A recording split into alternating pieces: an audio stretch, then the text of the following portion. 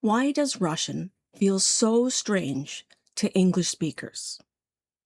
That's the question I want to try to answer today. But I'll give you a hint. The problem isn't the Russian. It's English logic.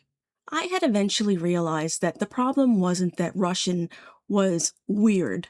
The problem was that I had thought English was normal.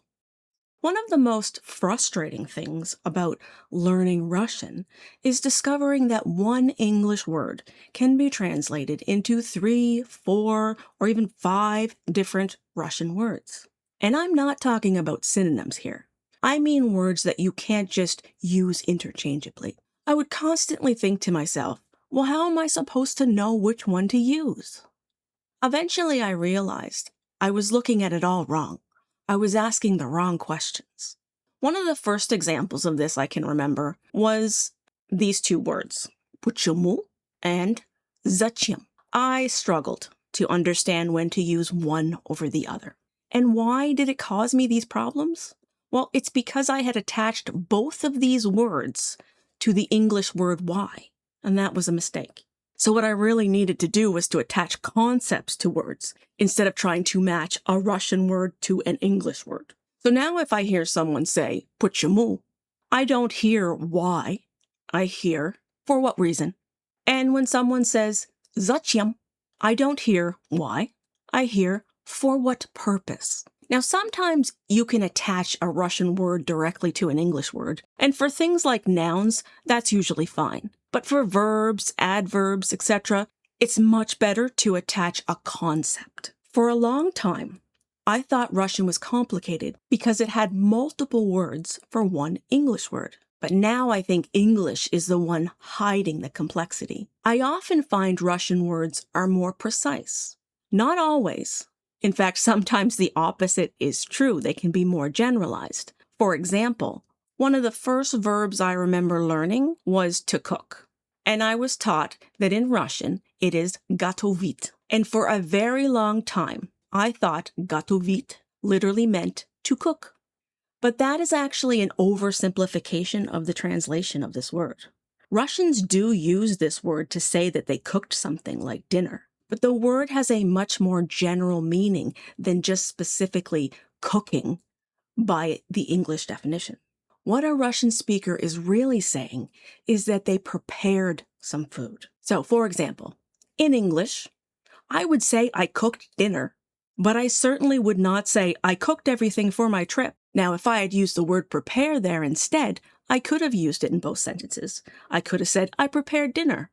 And I also could have said, I prepared everything for my trip, which is why in my brain, готовить is attached to a concept of preparing something, getting something ready. For a long time, I thought Russian had too many words. But then I started to realize that maybe English doesn't have enough. So my first piece of advice today is to attach concepts to Russian words and don't try to tie them directly to a specific English word. Now, my second piece of advice is equally as important. And that is to make sure that when you're learning the meaning of a new word, you pay attention to what kind of word it's being used as. For example, the word лечить means to treat, as in like a doctor treats a patient. Now, when I learned this, it was using flashcards, and it was before I understood the language well enough to recognize that this is obviously a verb. The card did not define лечить as to treat. It just defined it as treat. Now, I have a bit of a sweet tooth, so maybe this is just me, but my brain thought that treat was as in to have a treat, like ice cream or chocolate. You can only imagine the confusion on my boyfriend's face when I asked him in Russian, "Можешь купить мне лечить?" Needless to say, he did not return from the store with ice cream. I often tell people how I've realized so much more about the English language than I had ever known before, simply from trying to understand Russian and from having Russian-speaking friends who had their own struggles learning English. Now, don't get me wrong.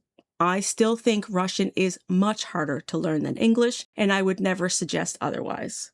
In fact, that is a hill I am willing to die on. But what I want to make everyone understand is English can be illogical too. And the better that you understand English and how it actually works, the easier it will be for you to learn Russian, and probably any foreign language for that matter. Now, I've mentioned this before, but I have a degree in math and physics. English was never my strong suit. I am probably one of the worst spellers in the entire world. So I'm certainly no expert on the English language. But through this process, I was forced to really analyze word structures, their true meanings, and those little fine details. A lot of people will go through life speaking English every day, but when they're asked to define something or explain the difference between two things, sometimes they have a hard time doing that. It's a very strange feeling when you realize that you can use a word, but you don't know how to define or explain it. I mentioned in my last podcast that cases were like the boogeyman of the Russian language. They are the thing that holds you back. And I'd have to say, for anyone learning English, phrasal verbs must be an absolute nightmare. Now, if you don't know what a phrasal verb is, you're not alone. I had never heard of them before. I mean, maybe I had been taught in school and somehow I've just forgotten. I'm not sure, but I literally do not remember ever hearing the term phrasal verb. If you take the time to analyze phrasal verbs, and I mean really think about how they form a meaning that is completely unrelated to the actual meaning of the individual words that make up the phrasal verb, that's when you truly empathize with anyone who is trying to learn English. I'm not going to talk about phrasal verbs today because, well, that's an entire podcast on its own, so we'll save that for another episode. All I wanted to say about them today is that you most definitely cannot translate them directly, word for word. It will make absolutely no sense in Russian. So for this reason, you have to be able to recognize and understand what a phrasal verb is. So there are three main points that I wanted to get across in this episode. And these are the things that really changed the way I understood the Russian language. And so I'm hoping that they can really make a difference for somebody else, because they were definitely aha moments for me. So the first, of course, is that it is important to attach a Russian word to a concept in your mind, not just a specific English word. Now, as I said earlier, for things like nouns, you can usually just connect the words directly. But for everything else, you're better off using concepts. Of course, I'm not going to say that you won't have multiple Russian words attached to one concept. Russian, just like English, has plenty of synonyms. But these words are interchangeable, and understanding the slight differences between them is less important, and that will happen gradually over time. You will eventually get a feel for when one word fits a situation better than another. When I'm trying to differentiate two words in my head, I will often ask my Russian-speaking friends to give me an example where the words could be used interchangeably, and then give me another example for each word when they could not be used interchangeably. This helps my brain form a conceptual meaning around each one of the words. The second thing from today is that because of all these words, all these extra words in Russian, sometimes the Russian language can be more precise than English. Too often in English, we use the same word for way too many meanings. Now, when I say sometimes it's more precise, the Russian language, I'm referring to how sometimes Russian sentences are shorter. It can even make Russian sound cold or rude to an English speaker. But the thing is, English requires so many filler words and extra context just for us to understand the meaning behind some English words. You need more information in order to know which concept to attach to the word if it is one of these words that has multiple meanings. One thing I started noticing was that Russian often seemed to just leave words out when I translated them. Or I would hear someone speaking and I would notice words were missing. So for example, let's say someone responds to you with znаю. Well, my English brain immediately asks, why can they just drop the ya from the sentence? We would never do that in English. But notice how I knew it was ya that was missing? At no point was I unaware of who the subject was attached to this verb. And that's because Russian verbs already tell us who is doing the action.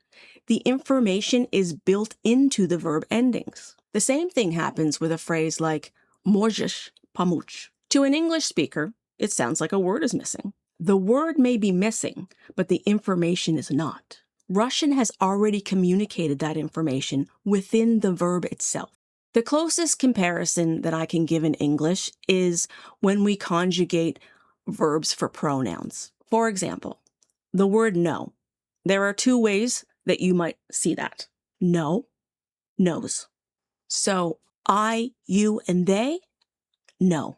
But he and she knows. Why? I have no idea. Now suppose you were out with your friends and they said something and you didn't catch the first word of this sentence. You only heard, knows the doctor. You're missing the information to fully identify who the subject is. But what you do know is that it's not going to be I, it's not going to be you, and it's not going to be they. You know because they said knows the doctor that it must be something in the third person. And unlike English, Russian doesn't have 2 conjugations, it has 6 conjugations. And this allows Russian verbs to be a lot more precise. The information of the subject is programmed right into them. So Russian isn't saying less when it uses less words. In fact, sometimes it's saying more. It's just doing so with fewer words. Now, of course, this is not always true. I have certainly put a simple English sentence into the translator and then been shocked when it spit out some horrific, unpronounceable long gibberish that seems ridiculously overcomplicated. But still, in many ways, I often find Russian can be more precise. Now, the last point that I wanted to get across today is that Russian isn't completely illogical. It's just different than English. The thought process is different. The way of describing things is different. So the better you understand your own language, in this case English, the easier it is going to be for you to transfer your thoughts into another language, such as Russian. You need to truly understand what you're trying to say before you can actually translate it. You need to translate concepts, not the words themselves.